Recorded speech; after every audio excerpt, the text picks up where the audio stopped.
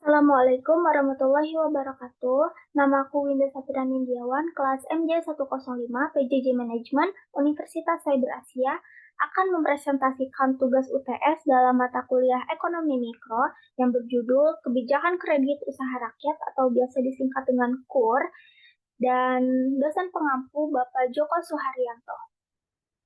Pertumbuhan ekonomi suatu bangsa tidak hanya diukur dari seberapa besar kontribusi sektor besar, tetapi juga dari kemajuan sektor mikro, kecil, dan menengah atau UMKM. UMKM memainkan peran sentral dalam menciptakan lapangan kerja, merangsang inovasi, dan mendorong distribusi pendapatan yang lebih merata di seluruh lapisan masyarakat. Menyadari peran strategis UMKM, dan untuk mendukung pertumbuhan ekonomi yang inklusif, pemerintah merespon dengan menghadirkan kredit usaha rakyat sebagai instrumen kebijakan yang dirancang khusus untuk memberikan dukungan finansial kepada UMKM. Apa itu kredit usaha rakyat? Kredit usaha rakyat adalah bentuk pembiayaan yang diberikan kepada usaha mikro yang biasanya memiliki skala usaha yang sangat kecil dan memiliki tingkat modal terbatas. Program KUR secara resmi diluncurkan pada tanggal 5 November 2007 pada masa pemerintahan Susilo Bambang Yudhoyono dan terus dilanjutkan oleh pemerintahan Joko Widodo.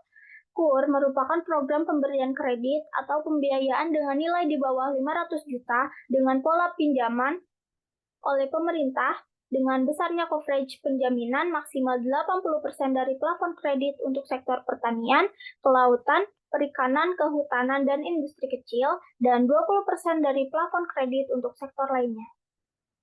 Tujuan KUR itu untuk mendukung UMKM, meningkatkan akses keuangan, mendorong pertumbuhan ekonomi lokal, dan mengurangi ketergantungan terhadap pemberian pinjaman informal. Program KUR bertujuan untuk mengurangi ketergantungan UMKM pada pemberian pinjaman informal yang sering terjadi yang memberikan pinjaman dengan bunga tinggi. Dengan adanya kredit yang terjangkau melalui program ini, diharapkan dapat menghindari praktik peminjaman yang merugikan kanal dan dapat membantu mereka berkembang, menciptakan lapangan kerja, dan berkontribusi pada pertumbuhan ekonomi daerah. Perkembangan realisasi KUR per Desember 2022. Badan Pengawas Keuangan dan Pembangunan mencatat realisasi kredit usaha rakyat tahun 2022 menyentuh 365,50 triliun atau sekitar 97,95%. Penyaluran KUR terus meningkat dalam 5 tahun terakhir dari 120,30 triliun di tahun 2018 menjadi 365,50 triliun di tahun 2022. 5 sektor penerima KUR terbesar 2022, sumbernya itu dari Kementerian Keuangan. Yang pertama itu dari sektor perdagangan 47,5% atau sekitar 172,1 triliun. Yang kedua dari sektor pertanian, perburuan, dan hutan itu 32,3% atau sekitar 116,9 triliun. Lalu yang ketiga ada industri pengolahan dengan 8,7%, yang angkanya 31,4 triliun. Lalu jasa masyarakat sosial di angka 7%, nilainya 25,2 triliun. Dan yang terakhir itu ada akomodasi makan minum sekitar 4,6% dengan nilai 16,6 triliun. Dampak kebijakan KUR dilihat dari sisi mikroekonomi. Yang pertama, pemberdayaan UMKM. Program KUR bertujuan untuk memberikan akses finansial kepada UMKM yang seringkali sulit mendapatkan akses ke pembiayaan tradisional. Dengan demikian, program ini memperdayakan UMKM untuk mengembangkan usaha mereka. Lalu, peningkatan produksi. Dengan pendapatan akses ke sumber pembiayaan melalui KUR, UMKM memiliki kesempatan untuk meningkatkan produksi mereka.